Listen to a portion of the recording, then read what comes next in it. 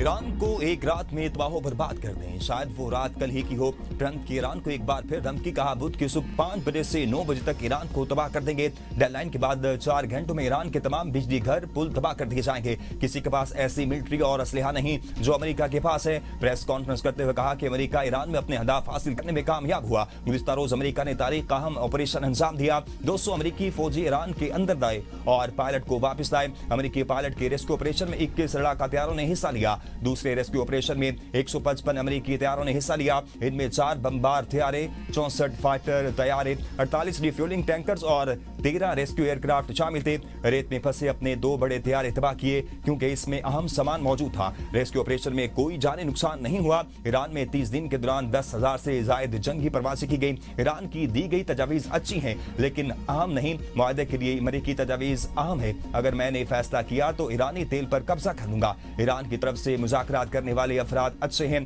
Trump की एक बार फिर पाकिस्तान के वज़ीर आज़म की तारीफ।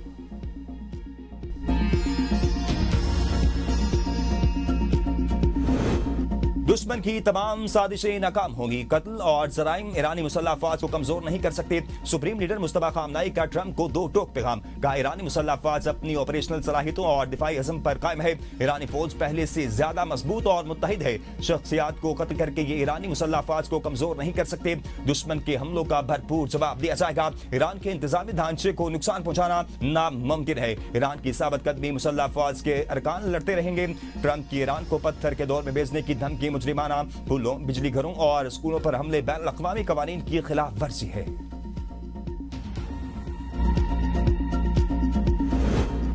पाकिस्तान का आलमी सियासत में अहम किरदार। खलीज जंग रोकने के लिए मुआहदा इस्लामाबाद पेश कर दिया। 45 दिन का सीज फायर होगा। बरतानी खबर रिसां इदारे के मुताबिक फ्रेमवर्क दूसरा मरहला पर मुश्तमिल होगा। इब्तदाई रॉयटर्स के मुताबिक पहले मरहले में फौरी जंग बंदी जबकि बाद में जामे मुआहदा शामिल है। फौरी जंग बंदी के बाद 15 से 20 दिनों में हतमी समझौता तय पाएगा। आपना हुर्मस के लिए कवायद भी शामिल। हतमी मुज़ाकरात इस्लामाबाद में होंगे। मंसूबे में आपना हुर्मस को दोबारा खोलने की तजवीज़ भी शामिल। पाकिस्तान इस अमल में वाहिद राब्ता चैनल के तौर पर किरदार अदा कर रहा है। फील्ड मार्शल आसिम मुनीर रात भर अमेरिकी नायब सदर जेडी वेंस, विटकॉफ और ईरानी वज़ीर ख़ारजा अब्बास अराग़ची से मुसलसल राब्ते किए। मुआहदे में ईरान पर पाबंदियों में नरमी और मुंजमद असासों की बहाली शामिल हो सकती है।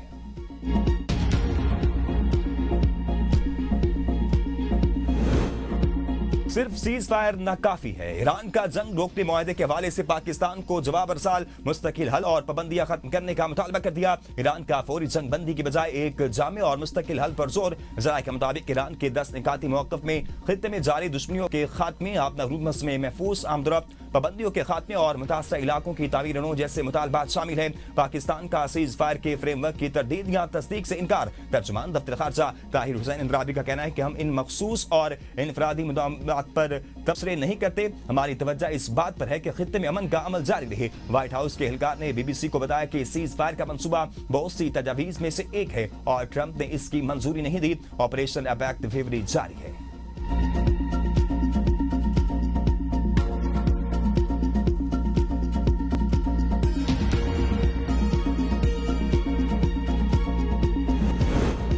अमीर कतर का फ्रांसीसी सदर से टेलीफोनिक राब्ता। ईरान जंग और खित्ते की सूरत-ए-हाल पर तबादला ख्याल। दोनों रहनुमाओं का मसले के हल के लिए आलमी कोशिशों पर जोर। अमीर कतर ने कहा कि खित्ते में इस्तेहकाम को फरोग देने के लिए इक़दाम तेज करना जरूरी है। सिंध के अलावा मुल्क भर में मार्केटें 8 बजे बंद करने का फैसला। वज़ीर आज़म की ज़ेर सदारत तवानाई बचत और किफ़ायतसारी इक़दामात से मुतल्लिक जायजा इजलास हुआ। पंजाब, खैबर पख्तूनख्वा, बलूचिस्तान में बाजार, मार्केटें, शॉपिंग मॉल्स रात 8 बजे बंद होंगे। इलामे के मुताबिक बेकरियां, रेस्टोरेंट, तंदूर और खाने पीने के मराकज़ रात 10 बजे बंद होंगे। शादी हॉल्स, मार्किज और दीगर कमर्शियल मकामात रात 10 बजे तक बंद करने का हुक्म। मार्केटों को जल्द बंद करने का फैसला सूबाई हुकूमतों की मुशावरत से किया गया। सूबा सिंध में मार्केट्स और दीगर औकातगार के हवाले से मुशावरत का अमल जारी है। इजलास में किए गए फैसलों का इतलाक 7 अप्रैल से होगा।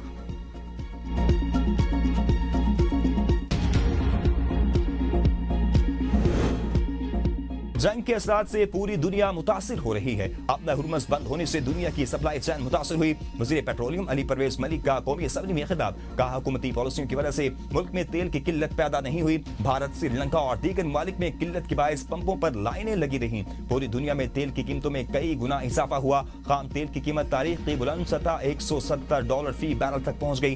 तेल की बढ़ती कीमतें मजबूरन अवाम पर मुंतकिल करना पड़ी। विफाक ने 60 अरब रुपए का हर हफ्ते बोझ बर्दाश्त किया। 140 अरब से अवाम को तहफ़्फ़ुज़ दिया। कीमतों में गैर यकीनी सूरत-ए-हाल के बावजूद मुल्क की मईशत को तहफ़्फ़ुज़ दिया गया। सप्लाई की बंदिश के बाद फौरी मुशावरत और हल तलाश करके बहरान कम किया गया। बहरान से निपटने के लिए सियासी और अस्करी क़यादत ने हम आहंगी के साथ जिम्मेदारियां तकसीम की। तमाम स्टेक होल्डर्स को एक पेज पर लाकर LNG और तवानाई बहरान का हल तय किया। कतर के साथ 10 साला LNG मुआहदे की सप्लाई हरमज़ बहरान से मुतासिर हुई।